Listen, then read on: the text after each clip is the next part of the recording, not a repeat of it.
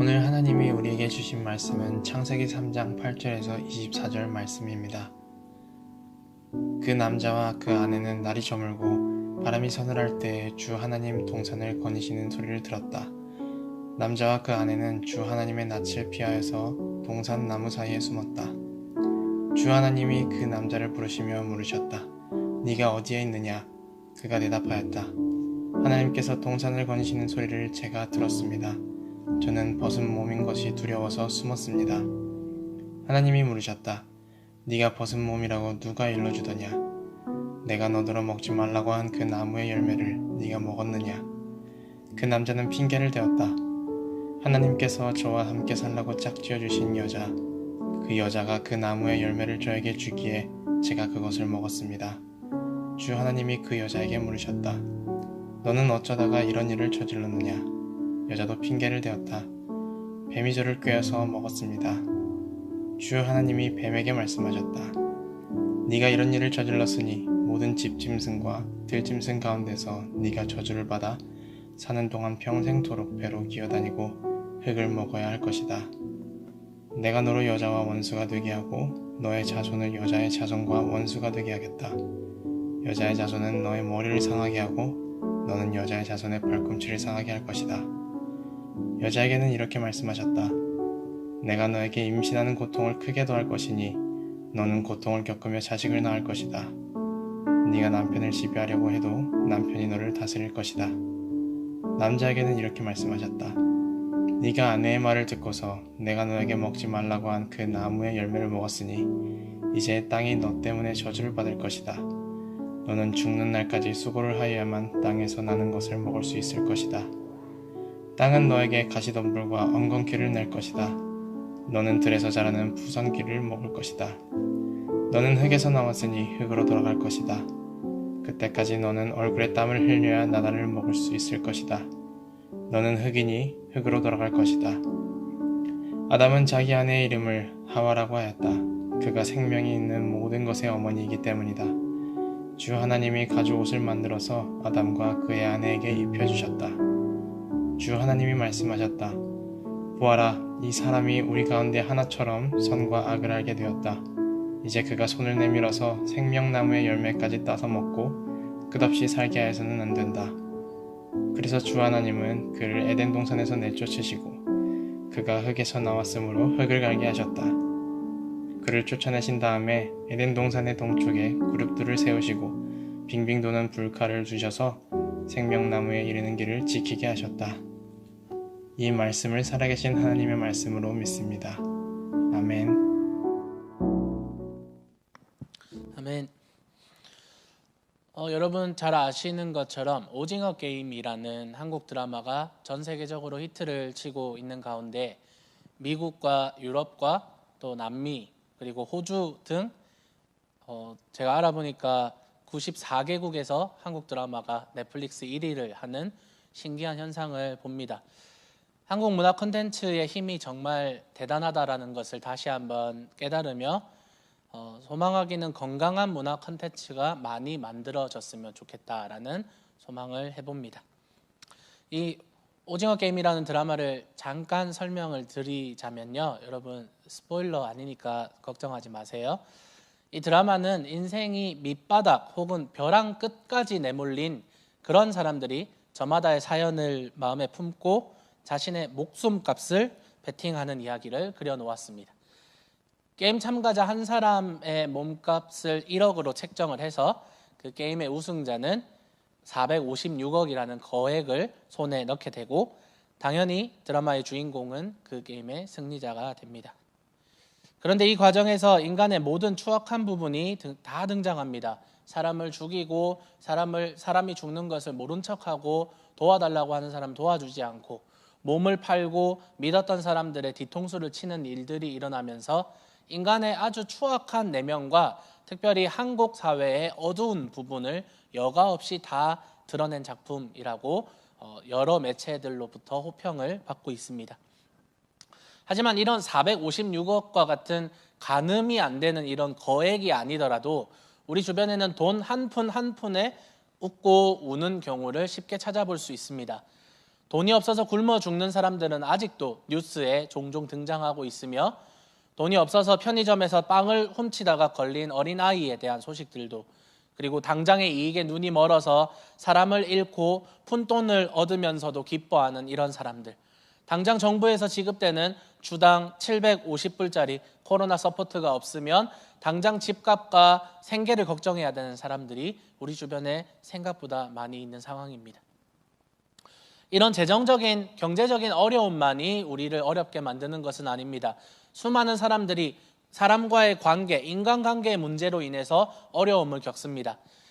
이제는 서로 사랑하는 것 같지 않다, 그냥 남동생과 여동생과 사는 것 같다라고 말하는 부부들과, 사춘기 자녀와 부모와의 갈등, 가정 내의 어려움과 또한 회사 사람들과의 관계, 사업 파트너와의 관계, 교회 성도님들과의 그런 관계들, 관계의 어려움 또한 우리를 어렵게 만듭니다. 특별히 사람들의 평판과 사람들이 나를 어떻게 바라보느냐, 혹은 명예를 중요시하게 생각하는 사람은 관계의 어려움에서 오는 불신과 정죄의 시선, 저 사람 왜 저래? 라고 말하는 그런 시선을 견디지 못하는 경향이 있습니다. 그럴 때 그 사람은 자신의 이름이 낮춰진 것을 너무나도 두려워한 나머지 극단적인 선택을 하는 경우도 종종 봅니다. 마음의 문제도 우리를 어렵게 만드는 것 중에 하나입니다. 코로나가 주는 우울함, 락다운이 주는 단절로 인해서 마음에 극심한 고통이 찾아오는 사람들이 있습니다. 지금 이 시대는요, 내향적인 사람들보다 오히려 이 시대에 외향적이고 에너지 넘치던 사람들이 오히려 더 힘들어하고 어려워하며 고통스러워하고, 원래 우울했던 사람들은 더 우울해지고, 에이지드 케어나 멘탈 케어 쪽에서 일하는 성도님들의 말을 들어보자면 우울증 환자가 너무나도 많이 늘어나서 병원에서 일손이 부족한 상황이라고 합니다. 이렇듯 이 시대를 살아가는 우리 모두는 다 벼랑 끝에, 이 낭떠러지 끝에 그냥 서 있는 것만 같습니다.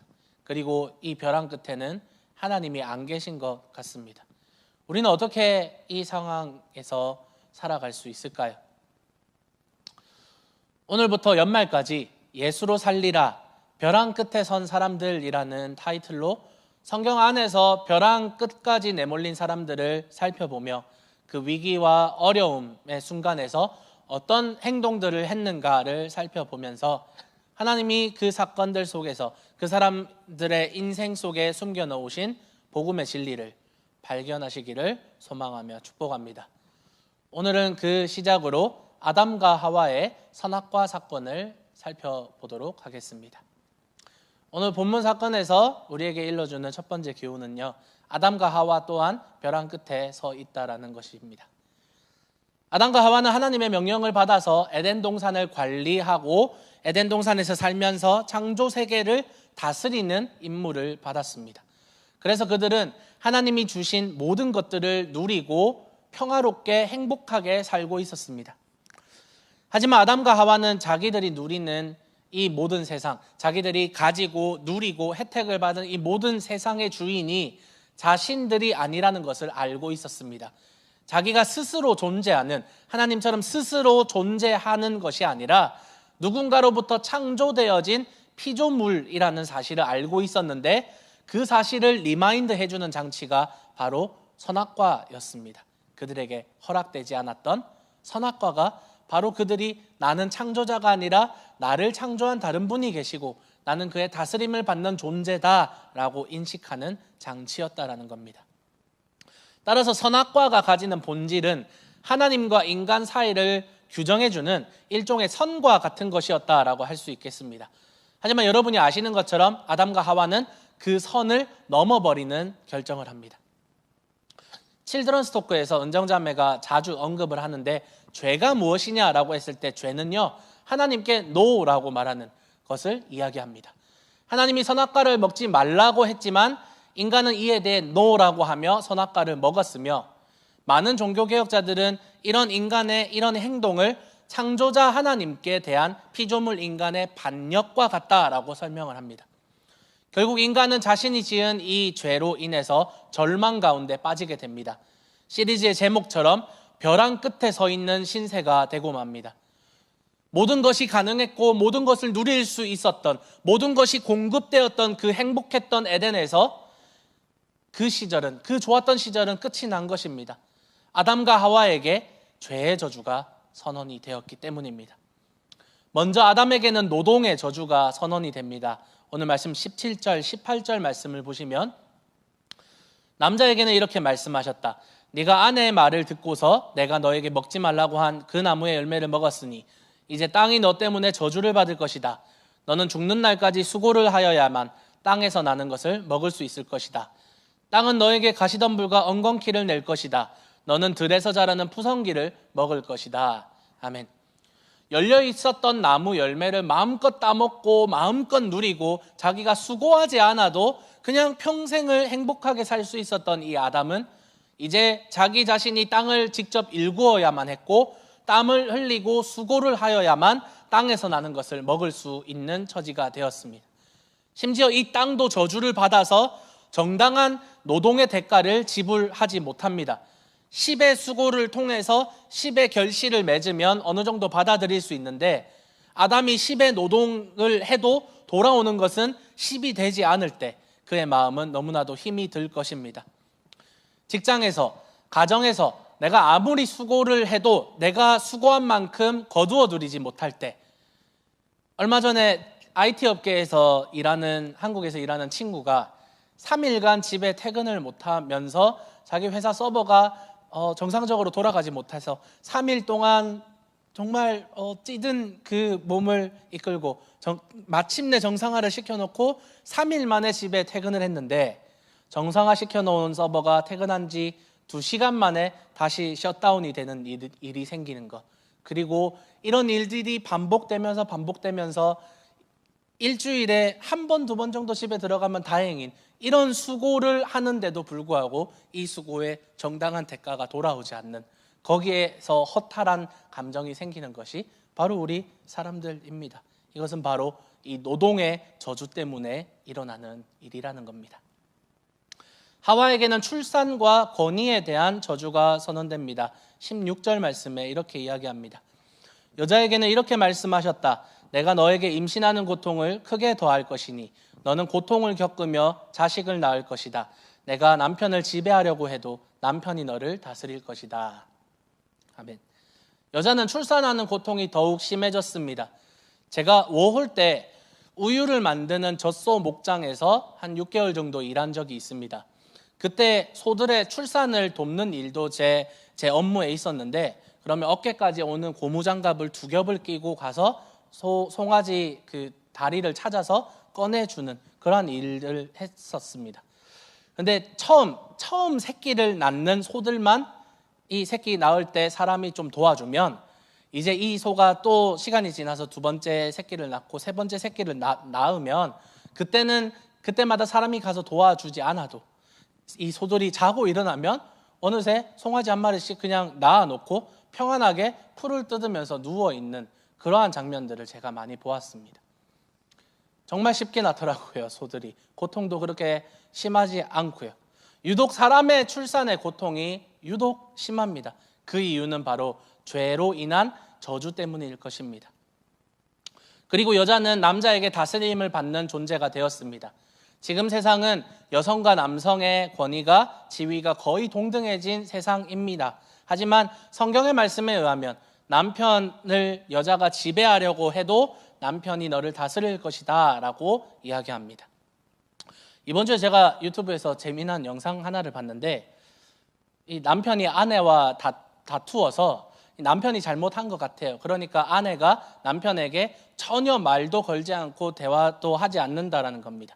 그래서 이 영상의 제목이 아내와 다투어서 아내가 당신과 이야기하지 않으려고 할 때라는 영상의 제목의 동영상이었는데, 남편이 집안의 모든 기구와 시설들을 조금씩 안 되게 만들어 놓습니다. 예를 들면 이 전구를 살짝만 돌려 놓아서 스위치를 켜도 불이 안 들어오게 한다든지, 세탁기에서 나오는 워터탭을 살짝 잠궈 놓고 잼 뚜껑을 꽉 잠가 놓더라고요. 그러면 와이프가 화가 나서 남편에게 이야기하지 않으려고 마음을 먹다가도 어쩔 수 없이 남편에게 말을 걸어야 한다는 취지의 영상이었던 것 같습니다.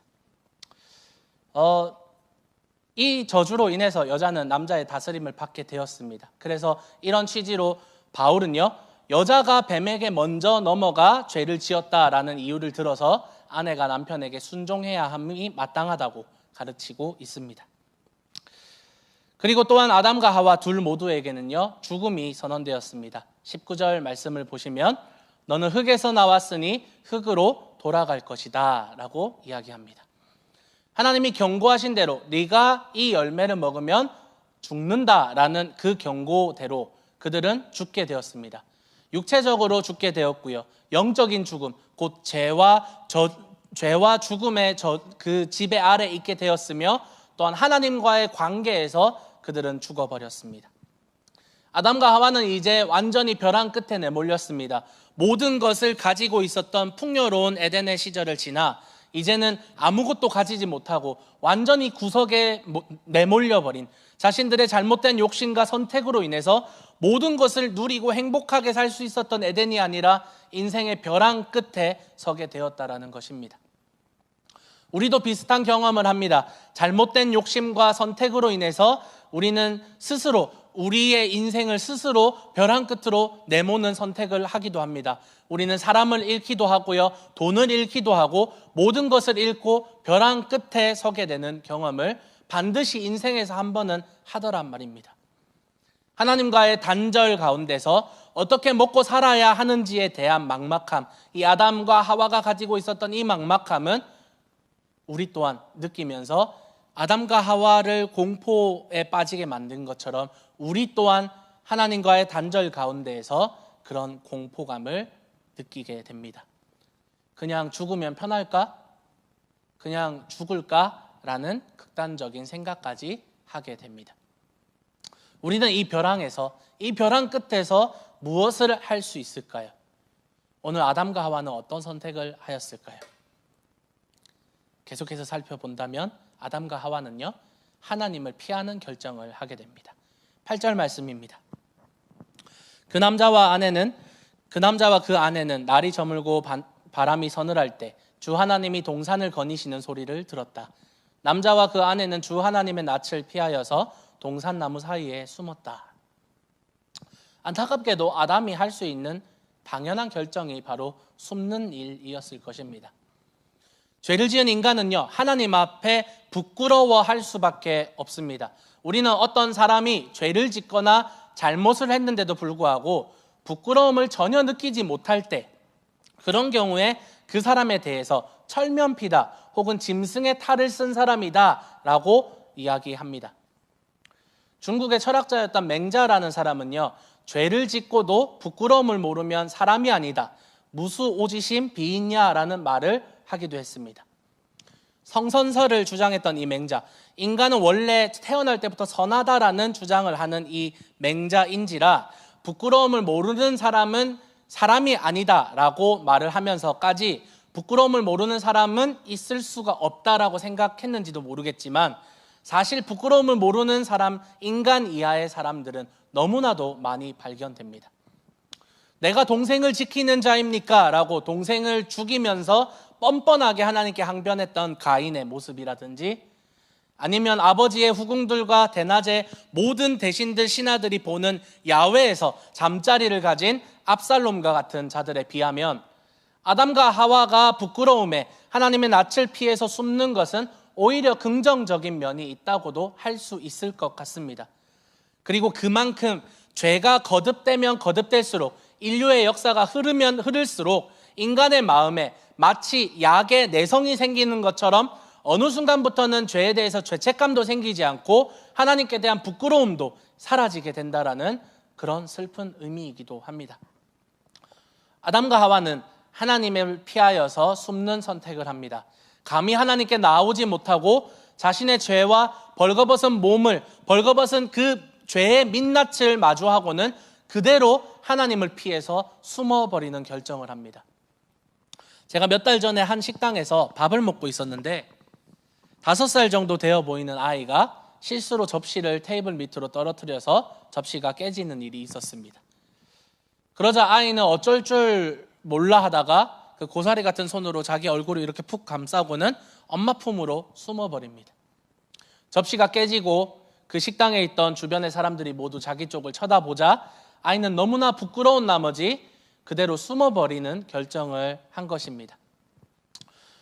문제는 우리가 하나님 앞에서 도망하여 숨는 결정을 한다는 것입니다. 이 아이는, 접시를 깬 아이는 엄마 품으로 숨었지만 아담과 하와 그리고 우리들은 하나님으로부터 도망쳐 숨는 데 문제가 있다라는 겁니다.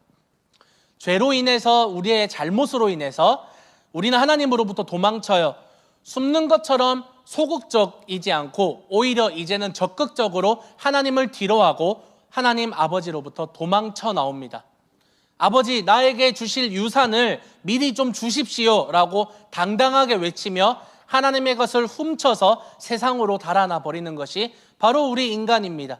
하지만 그렇게 도망가면서도 우리의 마음 한구석에는 두려움이 있습니다. 수치심이 있고 부끄러움이 있습니다. 그것이 드러나지 않고 마음속 가장 깊은 곳에 감추어두고 나는 괜찮다고, 나는 아무렇지도 않다고 여기면서 모든 사람들이 이렇게 살아가잖아, 어떻게 착하게만 살고 어떻게 지고만 살 수 있겠냐고 자기의 행동을 정당화하면서 죄를 짓고 사람을 짓밟으면서까지 살아남으려고 했던 지난날의 우리의 삶을 뒤돌아보아야 합니다. 아담과 하와가 하나님의 낯을 피해서 숨는 것은 우리의 인생을 대변합니다. 우리는 늘 숨고 하나님을 피하는 인생을 살아왔어요. 어쩌면 지금도 하나님을 피하여 숨어있는 락다운의 시간을 보내고 있지는 않을까 우리가 생각해 보아야 합니다.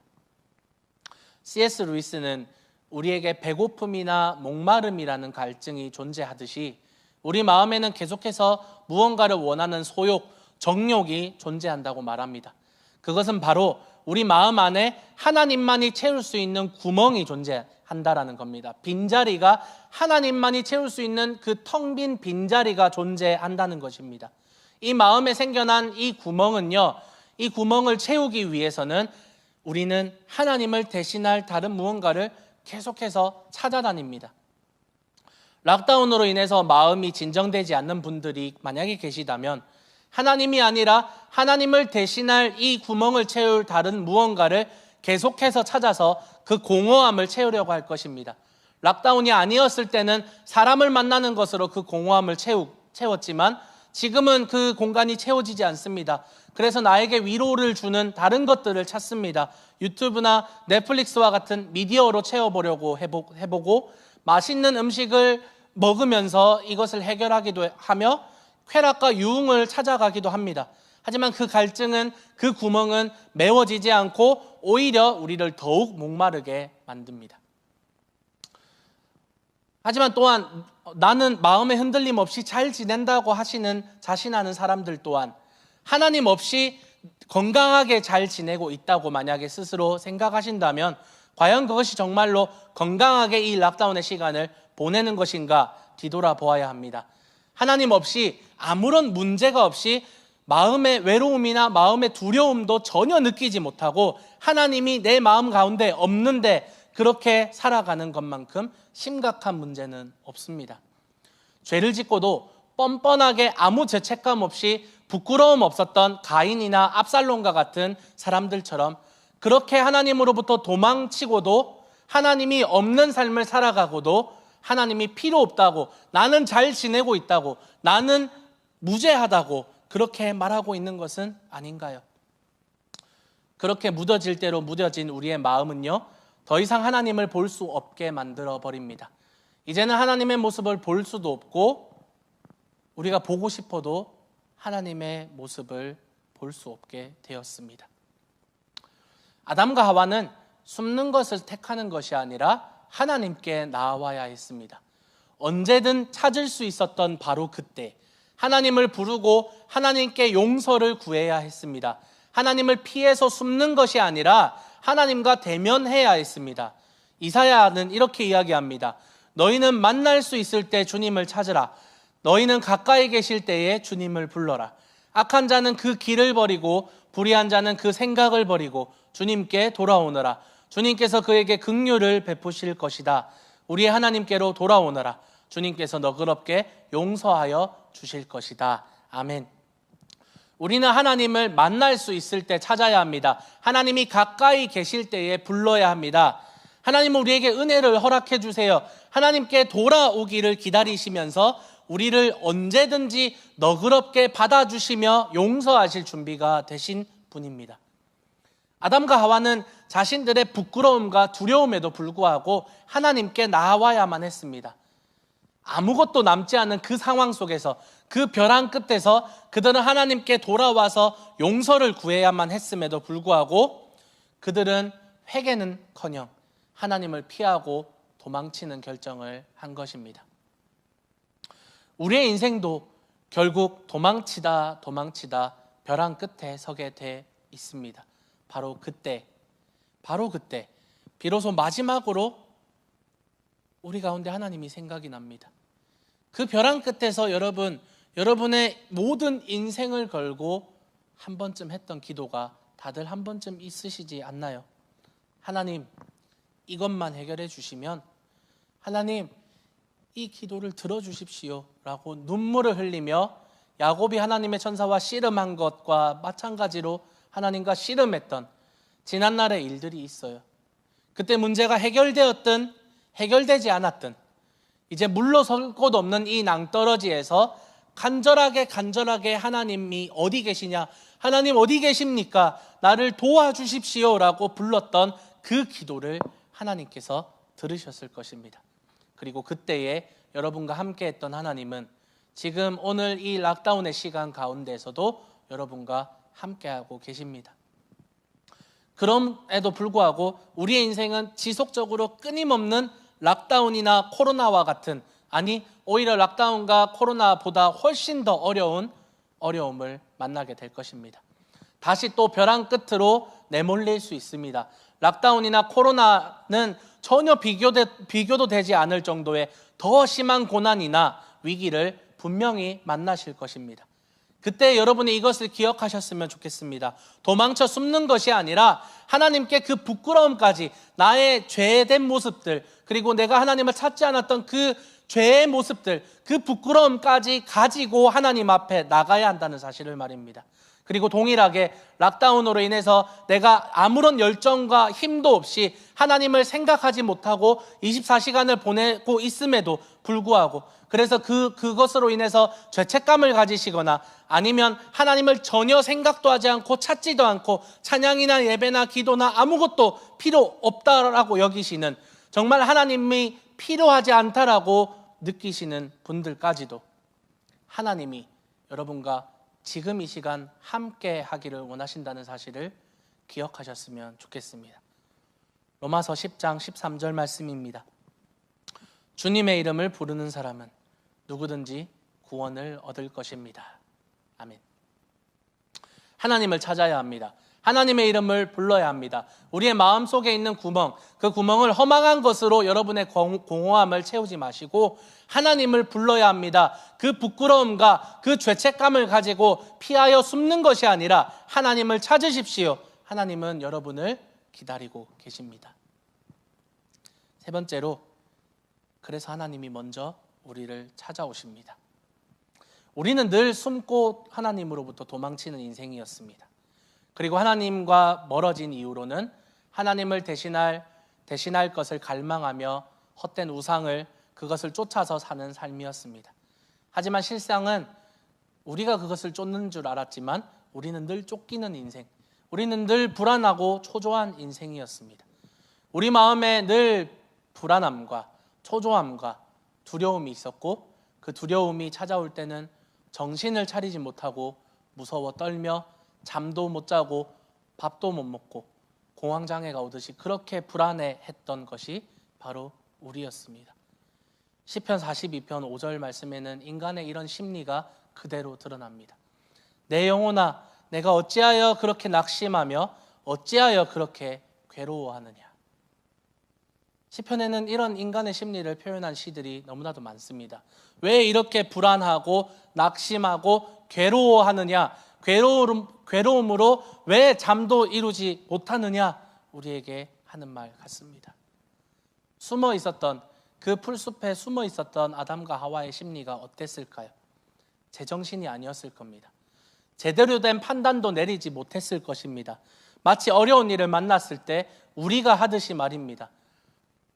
예전에 어렸을 때 아버지 지갑에 손을 대고 그걸 들켰을 때 그때의 마음, 제대로 된 판단을 내리지 못하고 그냥 숨어버리고 도망쳐버립니다. 그 심리가 아담과 하와의 심리였을 것입니다. 바로 그때에 하나님이 그들을 찾아오십니다. 오늘 말씀 9절 말씀입니다. 주 하나님이 그 남자를 부르시며 물으셨다. 내가 어디에 있느냐? 아담이 하나님 어디에 계십니까? 라고 물은 것이 아니라 오히려 하나님이 아담을 찾으셨습니다. 그리고 아담에게 말을 걸어주시고 먼저 다가와 주셨습니다. 우리는 항상 이 사실을 잊고 살아갑니다. 내가 하나님을 찾았다고, 내가 진리를 발견했고 내가 하나님을 선택했다라고 생각하지만 하나님이 우리를 먼저 찾아오셨음을 우리는 반드시 기억해야 합니다. 아담과 하와는요, 하나님을 부를 용기조차 없었습니다. 그것이 죄를 지은 인간의 민낯입니다. 우리는 하나님을 찾을 수도 없고 하나님을 부를 수도 없는 타락한 존재들입니다. 하나님이 찾아오셨어도 하나님 죄송합니다, 제가 잘못했습니다 라고 납작 엎드리며 사죄하며 회개하지도 못했습니다. 아담과 하와는 서로에게 비난의 화살을 돌리면서 자기의 책임을 회피할 뿐이었습니다. 우리의 실상도 이러합니다. 우리는 하나님을 찾을 수도 없고 하나님을 부를 수도, 만난다고 해도 하나님께 나의 죄를 회개하고 나의 죄를 인정할 그런 의지조차 없는, 완전히 소망이라고는 하나도 찾을 수 없는 자들이 바로 우리라는 겁니다. 하지만 그런 우리들을 바로 그때에 하나님은 찾아와 주십니다. 하나님은 항상 먼저 찾아오세요.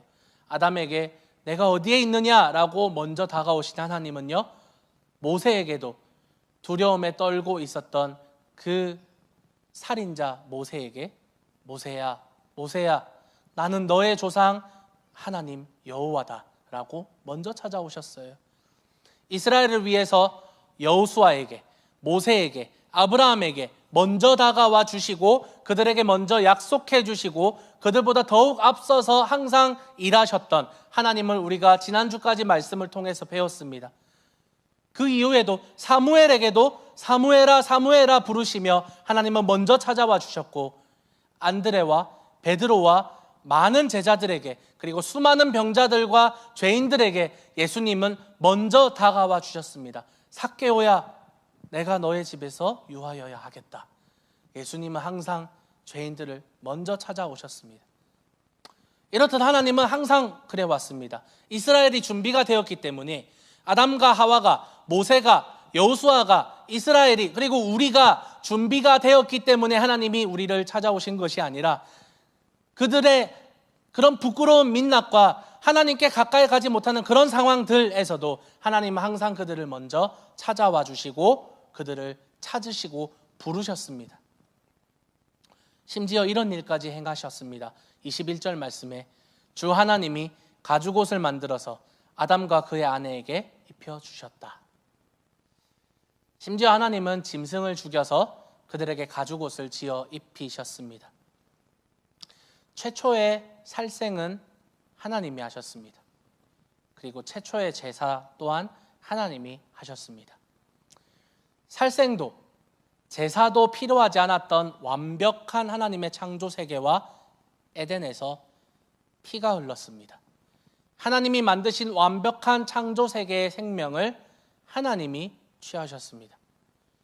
하나님이 지으신 완벽한, 완전한 세계를 깨뜨리셨습니다. 완전한 세계의 균형도 깨뜨리셨습니다. 죄를 지은 인간을 위해서 하나님은 살생을 하시며 그들에게 가죽옷을 입히셨습니다. 이 사건은 분명히 우리에게 십자가를 가르쳐 줍니다. 창조세계에서 처음으로 살생까지 하시면서 아담과 하와를 입혀주신 하나님은 십자가에서 예수님을 그대로 죽게 내버려 두십니다. 그가 죽어야, 예수가 죽어야 우리가 살 수 있기 때문입니다. 그리고 하나님은 자기를 위해 십자가에서 죽으신 예수님을 믿는 모든 사람들을 구원하십니다. 그리고 가죽옷을 지어서 아담과 하와에게 입혀주셨듯이 우리도 그리스도라는 옷을 입게 해주십니다.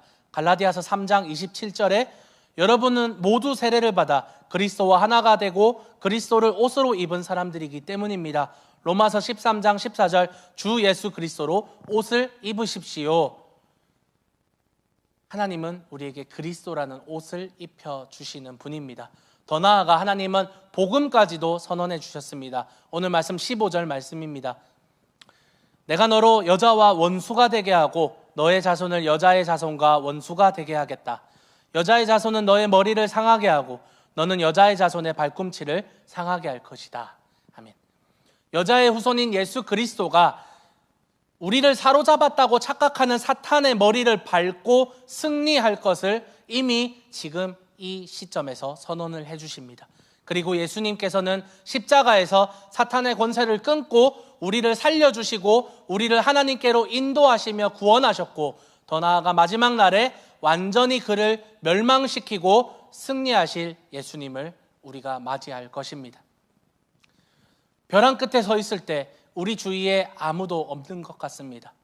나 빼고 모두가 다 괜찮아 보이고 모두가 다 평안해 보입니다. 심지어 어떤 사람들은 네가 믿음이 없어서 네가 하나님을 제대로 섬기지 않아서 이런 일을 당한 것이라고, 우리가 어려울 때, 우리가 그 절벽 끝에 매달려 있을 때 우리를 향해서 정죄하기도 합니다. 그럴 때 그냥 낭떠러지에서 떨어지고 싶은, 뛰어내리고 싶은 마음이 들기도 합니다. 하지만 하나님은 그 벼랑 끝에서 여러분을 기다리고 계십니다. 이미 우리보다 먼저 벼랑 끝까지 내몰려서 그곳에서 십자가에 달려 죽으신 예수님이 그 절벽에서 여러분을 기다리고 있습니다. 그리고 혼자 벌벌 떨고 숨어있는 여러분을 찾아내십니다. 아들까지도 아낌없이 여러분에게 주신 하나님은요, 여전히 그 자리에서 집 나간 자녀인 우리를 기다리고 계셨습니다. 절벽 끝에서 혼자 두려워하는, 그저 무화과 나무 잎으로 몸을 가린 채 벌벌 떨고 있는 그 나약한 아담을 찾아오신 것처럼 여러분을 찾아와 주시는 하나님을 기억하시길 바랍니다. 하나님은 여러분을 찾아내시며 여러분과 함께 하십니다. 여러 성도님들의 그런 소식을 들으며 참 많은 분들이 어려워하고 있다, 어려움 속에 있다라는 사실을 듣습니다. 정말 낭떠러지 끝까지 내몰려서 아무런 소망 없이 살아가거나 포기 상태로 살아가는 분들의 소식을 들으면 마음이 참 아픕니다. 내 삶은 이렇게 지치는데, 내 삶은 이렇게 어려운데 하나님 말씀은 그저 뜬구름 잡는 소리 같고 내 삶과는 아무런 상관이 없다라고 생각이 들기도 한다고 합니다. 전 세계에서 가장 락다운을 오래 유지하고 있는 도시에 살고 있는 우리는 정말로 벼랑 끝에 서 있는지도 모르겠습니다. 하지만 여러분, 하나님이 아담과 하와와 그리고 우리 모두에게 먼저 찾아와 주시는 하나님이심을 믿는다면 그 믿음으로 이제는 믿음의 선조들이 당부하고 권면하듯이 하나님을 찾고 부르십시오. 여러분의 이 시간이 외로움과 원망과 불신과 혹은 무시의 시간이 아니라 하나님과 더욱더 깊어지는, 하나님 계시죠? 하나님 나와 함께 하시죠? 하나님께 묻고 하나님을 부르며 하나님을 바라보는 시간이 되시기를 축복합니다. 가정 안에서도 마찬가지입니다. 매 순간이 위기라고 합니다. 부부간에, 자녀와 부모와의 갈등 가운데에서 많은 세상 사람들은 이혼을 선택하고 전 세계적으로 이혼율이 급증하는 가운데 있습니다. 벼랑 끝에 서 있는 남편분들, 그리고 아내분들, 그리고 자녀 여러분, 벼랑 끝에서 하나님을 피해 도망치지 마세요. 그것에는 낭떠러지밖에 없습니다. 하나님을 바라보십시오. 예수님을 바라보세요. 우리 가정에 계신 예수님을, 나와 내 아내 사이에 계신 예수님을, 나와 내 자녀 사이에 계신, 나와 내 남편 사이에 계신 그 예수님을 바라보며 예수님이 계시다라는 이 사실을 기억하며 예수님을 바라보기를 축복합니다. 말씀을 마치겠습니다. 이제 다시 고개를 돌려 우리의 현실을 보면 방구석이에요. 홀로 있는 벼랑 끝입니다. 하나님을 찾아야 하는데 이렇게 설교를 들으면 그래, 내가 하나님을 찾아야지, 하나님을 불러야지, 숨는 게 아니라, 도망치는 게 아니라 내가 하나님을 불러야지라고 말하는데 어떻게 찾아야 할지가 막막합니다. 나는 혼자 성경을 못 보는 사람인데, 나는 혼자서 신앙생활을 하지 못하는 사람인데요. 그렇게 말씀하시는 분들께 조금 더 실제적인 가이드를 드리자면, 최근 한국에 계신 저의 멘토 형님이신 이종화 목사님이 권면한 내용인 공간과 사람에 대한 메시지가 마음에 참 와닿아서 여러분과 함께 나누고 권면드리고 싶어요. 어떤 사람들은 매일매일 성경을 읽기도 하고 묵상을 하고 기도도 한다는데, 나만 뒤처진 것 같고 나는 아무것도 하지 않고 하나님을 찾지 않는, 그래서 내 믿음의 모든 것들이 무너져 내린 것 같은 막막함과 죄책감이 듭니다. 하지만 인간은 주변 환경에 쉽게 영향을 받을 수밖에 없는 존재입니다. 그래서 벼랑 끝에만 계속 거하고 있다면, 그냥 방구석에 골방에 그냥 혼자서 거하고 있다면 벼랑 끝 인생밖에 되지 않습니다. 자연을 느끼고 싶으면 도시 시티가 아니라 자연이 있는 곳으로 가야 합니다. 은혜를 느끼고 싶다면, 하나님의 은혜와 하나님의 함께 하심을 느끼고 싶다면 공간이 주는 힘은 큰 도움이 됩니다. 이 이후에, 아담 사건 이후에 성경을 쭉 보면요, 아담의 셋째 아들인 셋이라는 이 아이가 다시 또 아들을 낳을 때쯤, 에노스라는 아들을 낳을 때쯤부터 성경은 뭐라고 이야기하냐면, 이때부터 사람들이 하나님의 이름을 불러 예배하기 시작했다고 합니다.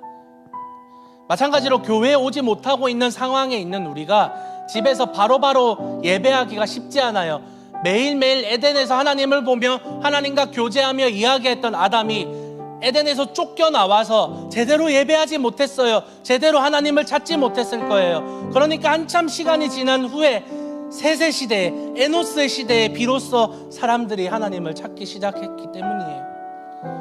우리가 집에서 바로바로 예배 드리기가 쉽지 않아요. 온라인 예배가 시작된 지 거의 2년 가까이 되어가는 가운데 우리는 아직도 정답을 찾지 못했어요. 어떻게 예배를 드려야 하는지, 어떻게 예배를 드린 것이 하나님이 기뻐하시는지에 대한 정답을 찾지 못했습니다. 그렇다면 여러분의 공간을 조금 바꾸어 보세요.